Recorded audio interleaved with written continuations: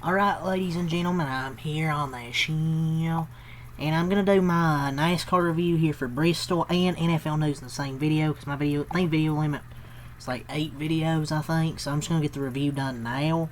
In this video, I'm going to do the NFL news in the end. But, yeah, let's talk about the Bristol race tonight. That happened, the playoffs. Honestly, this was much better than I anticipated. Bell winning it knocks it down probably half a point. Would have gave it a 9 out of 10. Gotta knock it down half of a point, because after all that chaos, especially in the throughout the whole race, just for Bell to win was kind of disappointing. I mean, I don't hate Bell, it's just kind of a disappointing winner after all that. But the tires actually wore out much more than I anticipated. I guess because the temperatures were cooler at night. I don't know. But I'm giving it an 8.5 out of 10. I actually enjoyed this race way more than I thought I would. Especially when the tires were wearing out. I'm like, what? Tires are wearing out? But more and more people got tire issues, and this is way more exciting. The tire wear is good, but stuff like Spring 2024 here was just not exactly good racing, because they're afraid to even do anything beyond riding around. Bristol has never been a track for extreme wear anyways. That's never been what's made it good. But, honestly, with the way this shitty next-gen car is, if this is how we have to get a good race at Bristol, fuck it, I'll take it. The tire wear is good, but extreme wear to the point where you literally can't do anything besides putt around at 70%. But it is refreshing to see for some. It's refreshing to see. We need tire wear, not tire shredding. While it is entertaining, don't get me wrong, this isn't the answer, nor is it sustainable, because this isn't going to happen every single time you go to Bristol. They just got lucky again like they did in the spring of 2024. They got lucky like they did then. But I would take this over aero blocking any day of the week. But this isn't sustainable. I hope you guys know it isn't sustainable. The finish was also kind of disappointing because Brad just bumps the fuck out of Bell in Ford. How does a bump like that not move Bell out of the way? I've never seen that in my life. Next gen. In a way it did. I don't know what Brad did there, but he could not turn down. Did he cook it that much? He may have washed up with the 20, but I don't know. But he knocked the living hell out of Bell, and it did absolutely nothing. Bump and run is a thing of the past.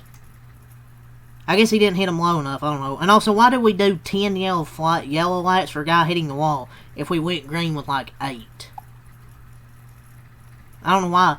He wastes so many laps under caution as well. Also, that was another thing. At these short tracks, they always waste like 10 laps under caution. And the average speed for this race was 70.083 miles per hour. It was still a pretty damn good race, though. I was actually entertained. But it was a fascinating and aggressive race. The lower speeds allowing a much larger window for aggressive passing. This is exactly what 950 plus horsepower would do for races, just a completely different way and not like this. But if this is how we have to get a good race, fuck it at this point. I'll take it. But if you're not entertained after that race, I'm not sure what to tell you, because that was actually also a chaotic last 100 laps. But Caleb Vincent calling it an elimination event. It's called a race. It's a fucking race. And I mean, the eliminations were all predictable. The playoffs, I just kind of don't, like I say, I don't care about the playoffs. The cut line, it was pretty fucking obvious who was going to get eliminated, especially after Barry went on fire. Austin Dillon was just slow and had a tire issue, and Bowman, he was there, but he wasn't going to win. It was an entertaining race with a doubt. This race was nothing like I expected. If you were to tell me there would be tire issues, I would have not bet $1. We just got lucky. I did not think it was going to happen. It was an entertaining race without a doubt. I just don't want them to have tire wear where the tire doesn't just shut off without warning. It needs to be gradual overrun. This was extreme, but once again, I was entertained. I can't complain too much. If we get more horsepower next year, that might be heading more in the direction of, like, entertaining races without having the tires just completely shut off and everyone, like, putting, like, 70 miles an hour. But I want to say this, Chase advanced the next round. He crashed in stage 3, but luckily he had enough of a points gap. He advanced the next round. I don't know, it looked like he kind of maybe wrecked himself. John Hunter did send it pretty fast and deep into the corner. Chase was trying to get to the bottom. I don't know, I guess that was kind of on him. I was frustrated, but at least he made the next round. I will say this, if he can survive and leave Loudon with a cushion, then I'm positive they'll set themselves up nicely for Kansas and the Roval, which is 2 of his best tracks. And I think they can, especially with that speed shown at Gateway, and even Richmond before the penalty, so... But with the playoff standings, Blaney's plus 19, Briscoe's plus 10, Elliott's plus 5, Wallace plus 1, Cindric's minus 1, Chastain minus 2, Logano minus 2, Reddick minus 3. London worries me, but if they can leave there with a cushion, I think they'll be fine. But these are just 5 through 12.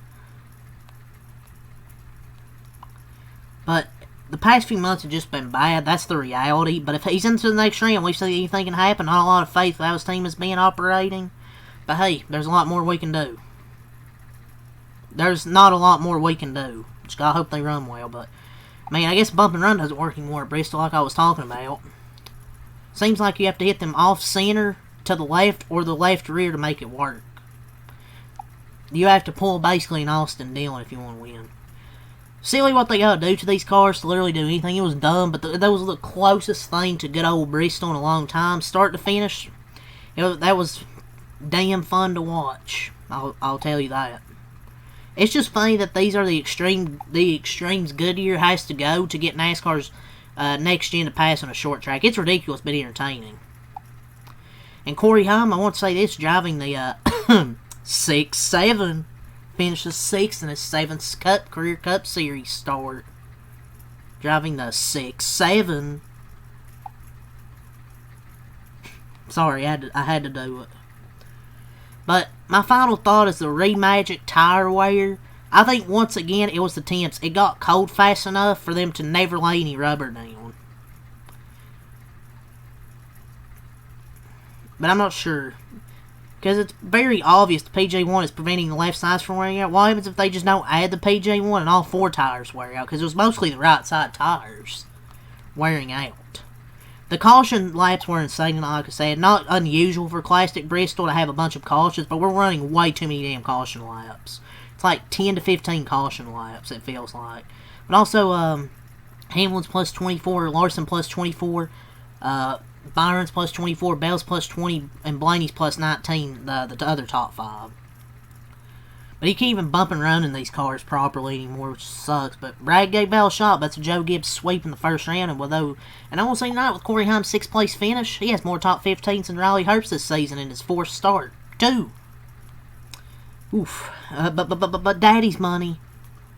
Daddy's money. Shocker. A guy with more talent than a worthless Riley Herbst. Terrible Herbst. Somehow he does have a full-time Cup ride.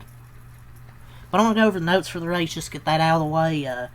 Stage 1, he had the tire issues. Barry's car was on fire. Blaney wins stage 1. Stage 2, Bowman spins. And I think there was 3, separate spins at the same time.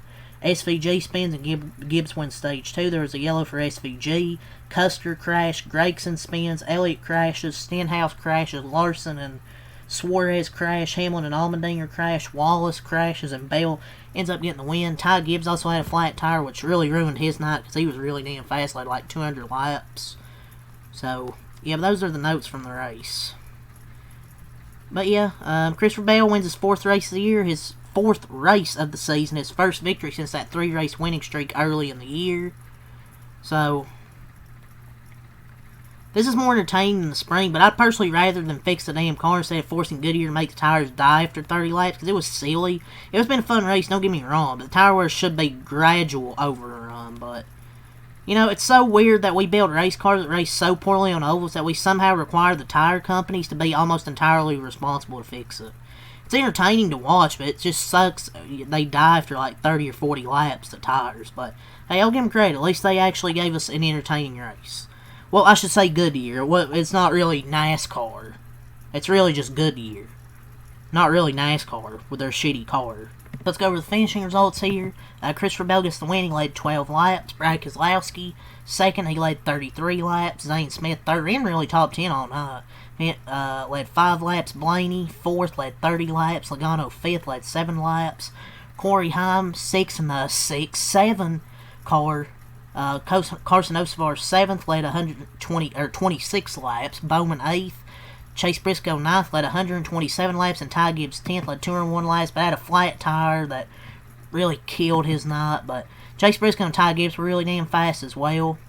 Busher, 11th, William Byron, 12th, Justin Haley, 13th, John Nemechek, 14th, Tyler Reddick, 15th, Kyle Busch, 16th, Michael McDowell, 17th, Riley Herbst, 18th, Ross Chastain, 19th, Eric Jones rounds out the top 20, Ryan Preece, 21st, Ricky Seals Jr., 22nd, Noah Gregson, 23rd, Todd Gillen, 24th, Austin Hill, 25th, SVG, 26th, Ty Dillon, 27th, Austin Dillon, 28th, Cody Ware, 29th, 30th, Austin Center, actually ran pretty well tonight, and then had that fire issue in his car. Denny Hamlin, 31st, Kyle Larson, 32nd, Cole Custer, 33rd, Bubba Wallace, 34th, Chad Fincham, 35th, Allmendinger, 36th, led 24 laps, had the fastest lap, but he was in the incident. Daniel Suarez, 37th, 37th, Chase Elliott, 38th, Josh Berry in 39th, and last place. So that's your race results here, and next race will be New Hampshire, 2 p.m., Sunday, September 21st at Loudon.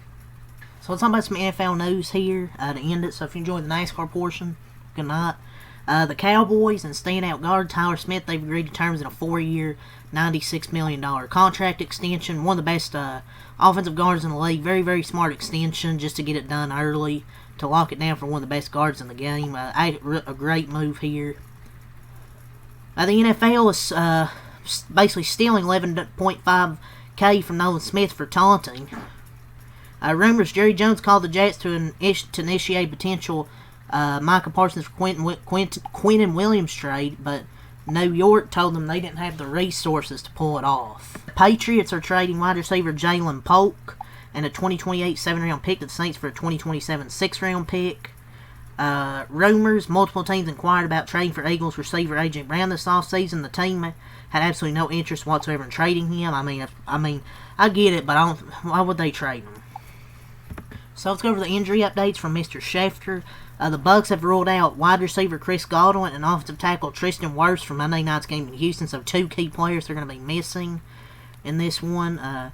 So there's no sense of urgency in the New York Giants organization to bench Russell Wilson and start the rookie Jackson Dart. Yeah, after a few more starts, you won't be saying this.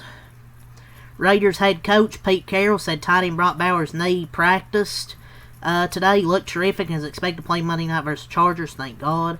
The Cowboys quarterback Dak Prescott, he was not fined for spitting in the direction of Jalen Carter. I mean, whatever, shouldn't have been fined, shouldn't have got fined, and thank God he didn't. Austin Jackson, the Dolphins placed him on the injured reserve. The Raiders are listing Brock Bowers as questionable for Monday night. The Vikings have ruled out kicker Younghoe Koo for Sunday night's matchup with the Minnesota Vikings, and listing his reason for downgrade is not injury related. Yeah, because he sucks. That's why. The Bears announced they signed former 49ers kicker Jake Moody to their practice squad. Dolphins not planning to trade Tyreek Hill, sources say. The Cowboys have signed Ryan Flournoy from their practice squad to the active roster. They also elevated Zion Childress. So Brock Bowers practiced today and is being sidelined on Thursday and Friday. He practiced today after being sidelined on Thursday and Friday, so it seems like he's going to play. Austin Eckler will miss the rest of the season with a torn Achilles. Quinshon Judkins was activated today. He's set to make his NFL debut on Sunday. Those Chiefs have ruled out Xavier Worthy due to his shoulder injury. The Colts have placed Jalen Jones on injured reserve. And Quinshon Judkins was questionable, but he's expected to make his NFL debut. The Dolphins haven't received any calls from other teams interested in Tyreek Hill. Needs more focus on his job. The FanDuel to pay the Jags over stolen funds. Harrison Smith is working his way back from illness, was a limited participant this week. That said, it would be a surprise if Minnesota waits in their week to put him out there for his debut. Juwan Jennings, suffering from a shoulder injury, is a game-time decision. Laiatu Latu is emerging as a top defender in Indy. Is unlikely to play Sunday because of a hamstring injury. Ikem Ekwonu for the Panthers, who spent the last few weeks recovering from an appendix, is expected to play for the first time in 2025, listed as questionable. Obviously, Quinshon Judkins is going to play. And the money is 4 years, $96 million, $24 million per year for Tyler Smith. But yeah, that's all the NFL news here. So if you enjoyed the NASCAR review and this NFL news, so leave a like, subscribe for more, and thanks. I'm Michael Light. Peace. It was a busy day, but I'm tired, but it was a great day. See you for NFL Sunday and more baseball. Peace.